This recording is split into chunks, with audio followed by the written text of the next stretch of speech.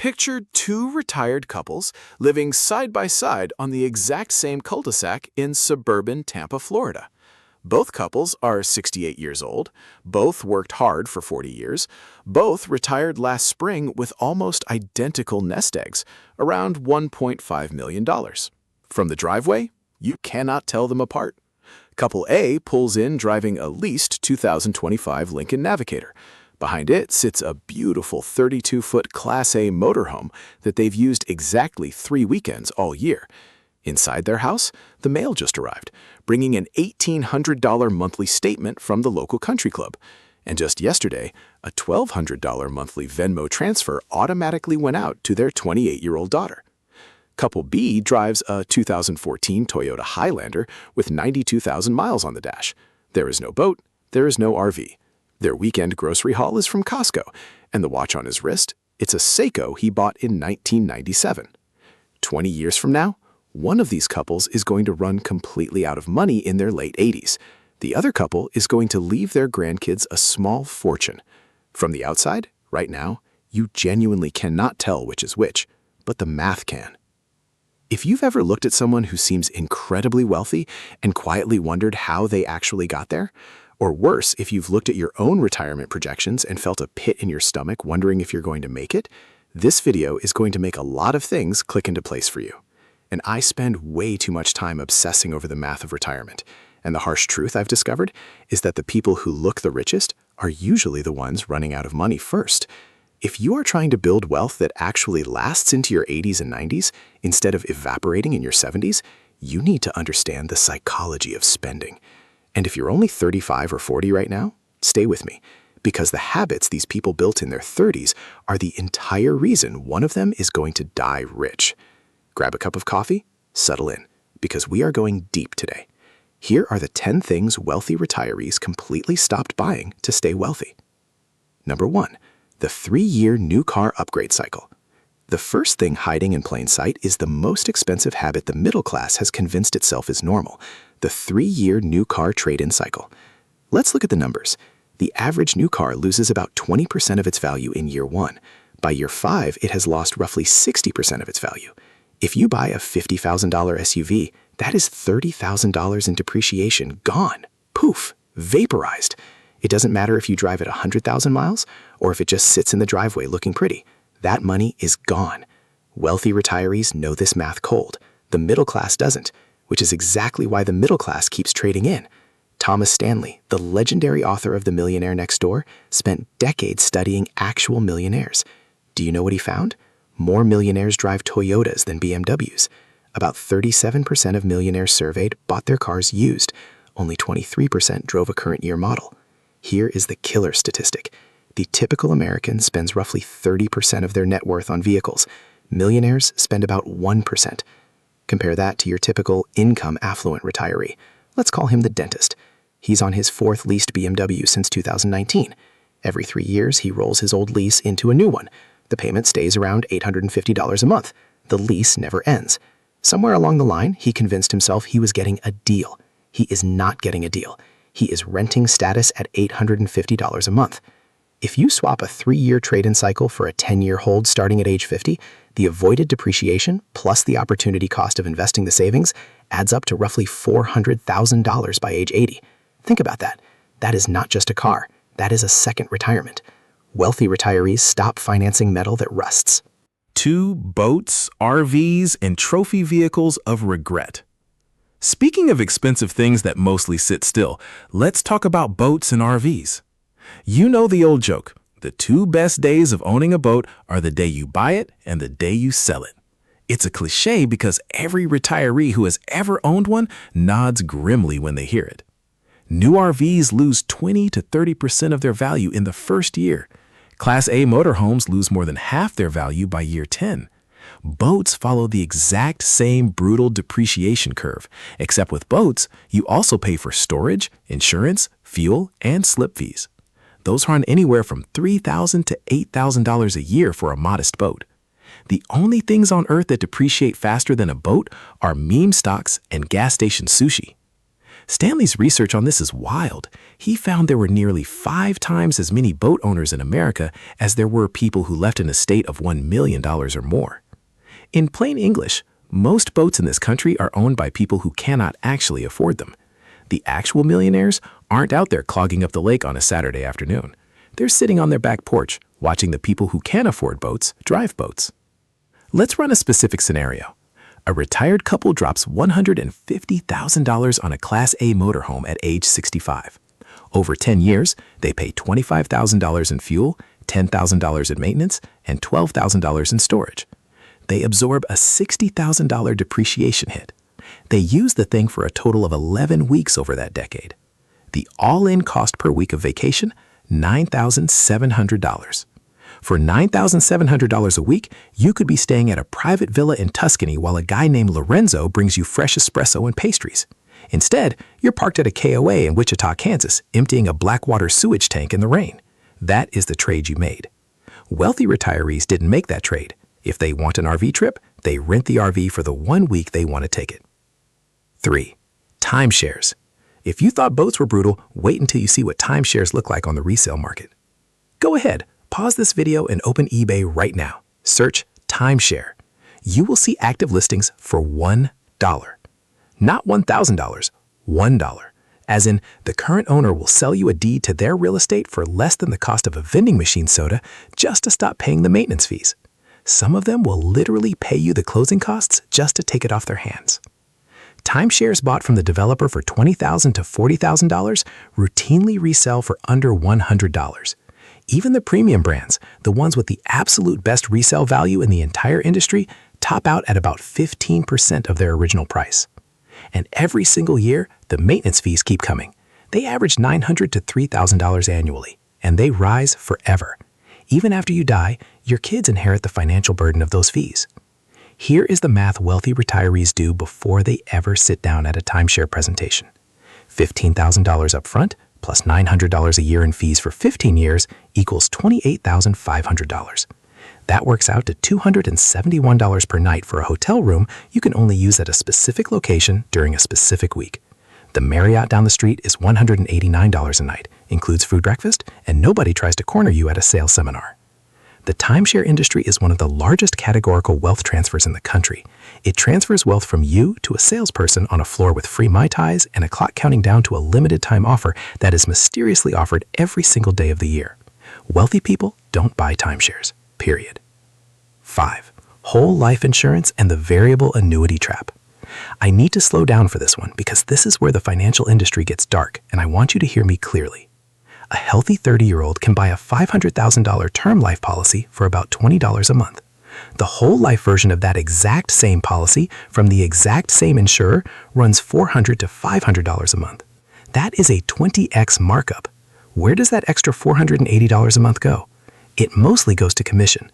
The agent gets the equivalent of an entire year's premium just for selling you that one policy. That is not investment advice. That is a sales job dressed up in a financial planner's fleece vest. If you took that monthly difference, the $480, and put it into a low-cost S&P 500 index fund instead, over 30 years, it compounds to roughly $600,000.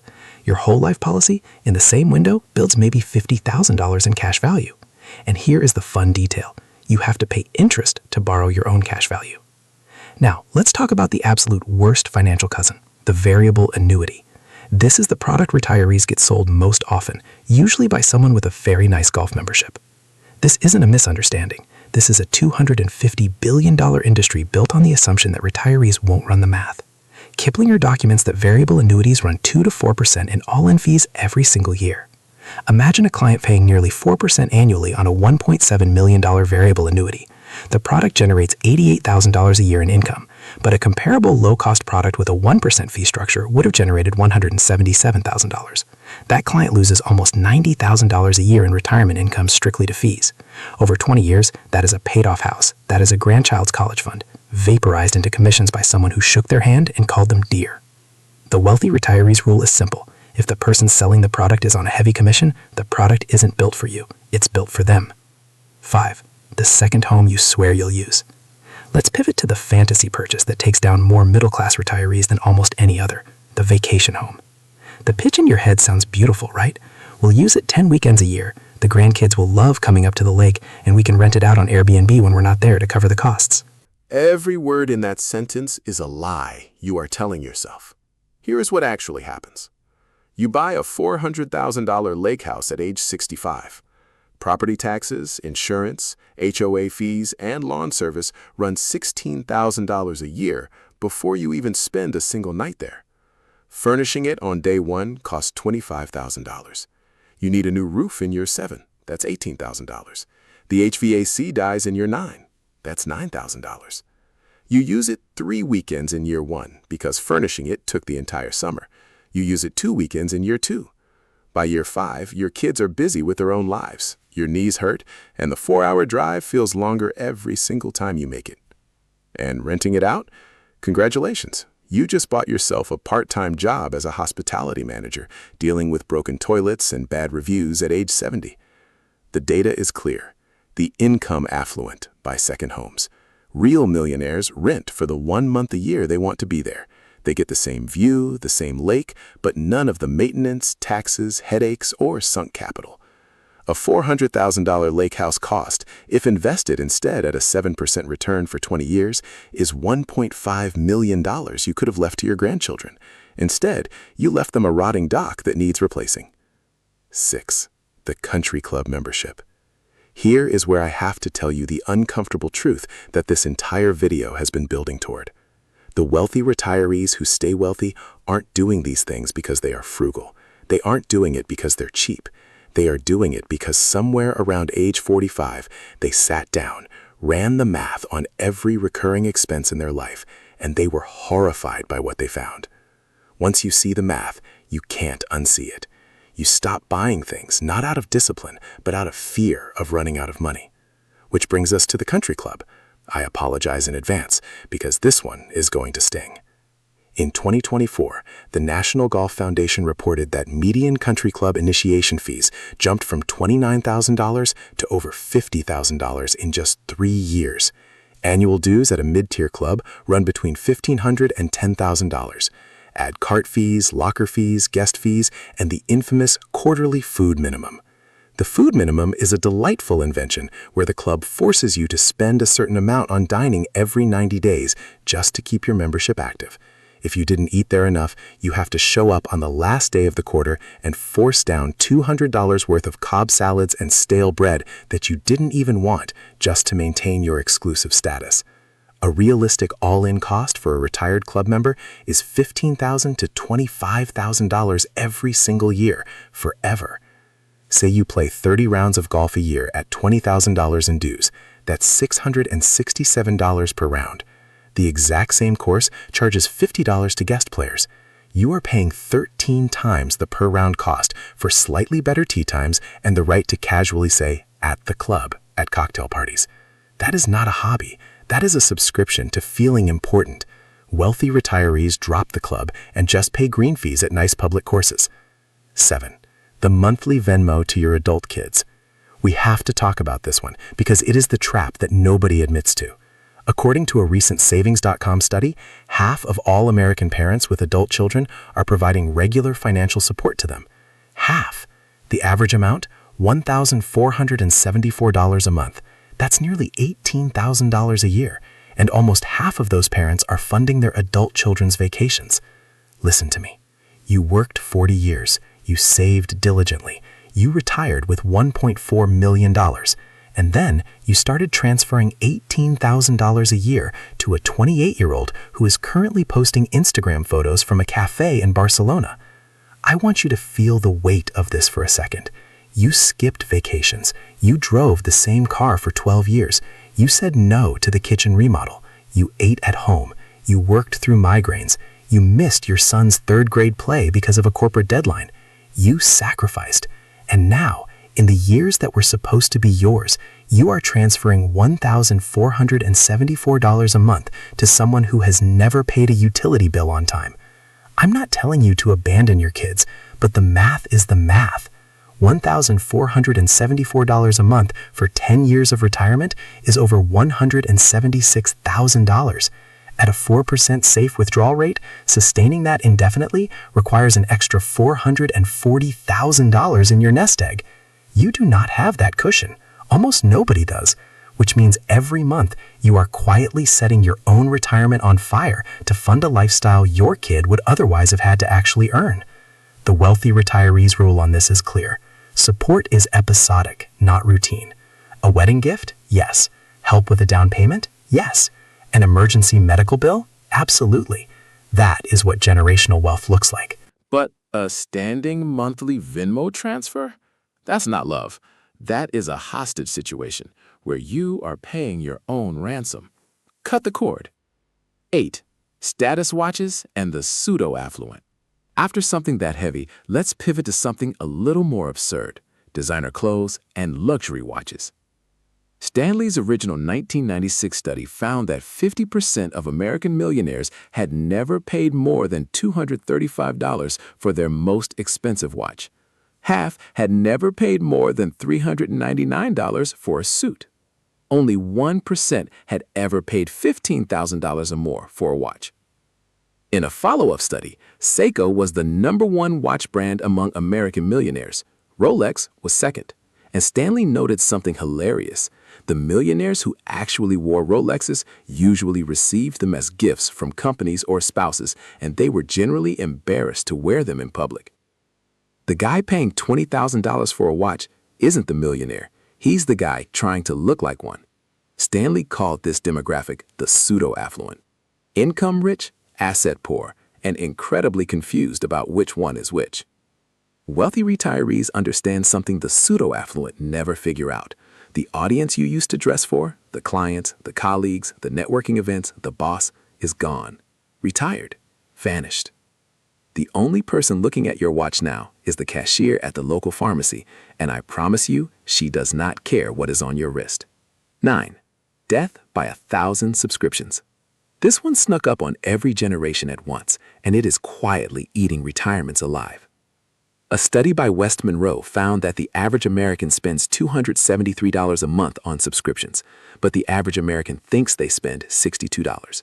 That is a $211 a month gap between what people actually spend and what they believe they spend. People are bleeding $2,500 a year on things they put on their own credit cards. The streaming service you forgot about is charging you $14.99 a month to host a show you finished in 2022. Then there's the convenience app tax. DoorDash marks up menu items 10 to 20% above in-store prices, adds a service fee, adds a delivery fee, and then asks you to tip. A $15 restaurant meal turns into $35 delivered. You are paying double for food because someone else's Honda Civic carried it 1.4 miles. The wealthy retiree's move is depressingly simple. In year 1 of retirement, they do a ruthless 1-hour subscription audit. They cancel everything. Freeing up $200 a month in subscription creep and skipping the delivery apps saves $4,000 a year. Invested at 7% over 20 years, that is $175,000. 1 hour of work, $175,000 saved. 10. Front-loading the retirement risk zone. I want to end on the most important point. If you remember nothing else from this entire 20-minute video, make it this. There is a concept in financial planning known as the retirement spending smile. Researcher David Blanchett found that retiree spending actually declines through your 60s and 70s, hits a trough around age 84, and only ticks back up at the very end of life for healthcare. Financial planners call them the go-go, slow-go, and no-go years. The go-go years are the first decade. You are healthiest, most active, and critically, most vulnerable to making a giant financial mistake. The first 5 years of retirement are called the retirement risk zone. It's due to something called sequence of returns risk. If you have $1 million and you experience bad market years at the very beginning of your retirement while pulling out money for a boat and a new car, your portfolio shrinks permanently. You run out of money. If you get those bad market years at the end of your retirement, you die with millions in the bank. Same returns, different order, wildly different outcomes.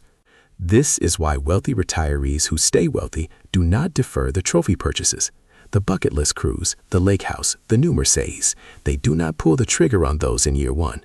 They wait 3 to 5 years. They let the risk zone pass. They make sure the math is still working before they spend the windfall. Everyone else retires on a Friday and puts $80,000 on a Mercedes by Monday. They cross their fingers that the stock market behaves, but the market does not care about your fingers. So here we are. You don't need to skip all 10 of these things. Honestly, you shouldn't try. Retirement is supposed to be enjoyable. The point isn't to spend nothing. The point is to stop hemorrhaging cash in categories that do not actually improve your life. Pick 3 to cut. Drop the new car cycle. Walk away from the country club. Cancel the monthly Venmo to your kids. That is $40,000 a year you have stopped lighting on fire.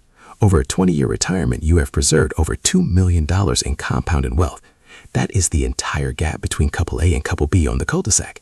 Same income, same starting nest egg, same lifestyle on the surface. But couple B is going to die rich, and couple A is going to spend the last 5 years of their life quietly running the numbers, wondering if they should sell the lake house, wondering how the math got away from them. Wealthy retirees who stay wealthy do not have a secret. They have a list of things they refuse to buy. Most people watching this will agree with everything I just said, and then change absolutely nothing. They'll buy the boat anyway. But like I said, the math doesn't care. Thank you for staying.